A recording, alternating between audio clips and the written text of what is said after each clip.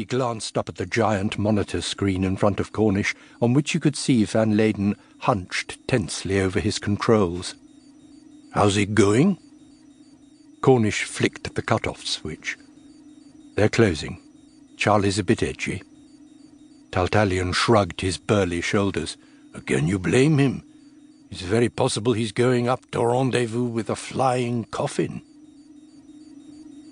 A tall, trimly moustached figure in military uniform came into the control room in time to hear this last remark.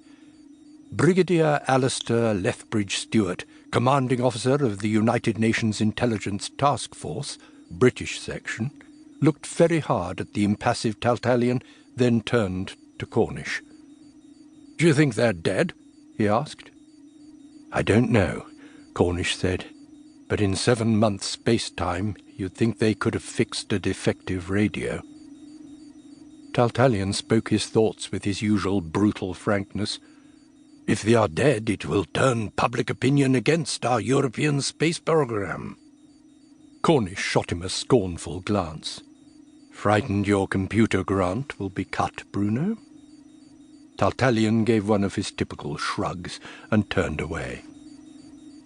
"What are you going to tell the public?" asked the Brigadier curiously. With a hint of relief in his voice, Cornish turned back to his monitor screens. "Fortunately, that's not my job."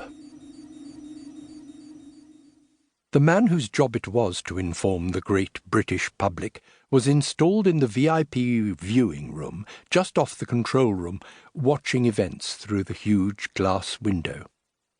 As always, he was perfectly relaxed and at home, just as long as he was standing, or, in this instance, sitting, in front of a TV camera. Michael Wakefield was a small, neat, bearded, bespectacled, bow-tied man with the low, throbbing, earnest voice that seems to be the exclusive property of a certain kind of TV journalist. It was a voice that conveyed expertise, sympathy, concern, and a sort of muted reproach. The implication was that somehow Michael Wakefield already knew all the answers. Luckily for him, he never had to provide them. He only asked the questions and passed along the background information assembled for him by an expert team of researchers, all kept firmly behind the camera. He was talking now with his usual air of reproachful concern.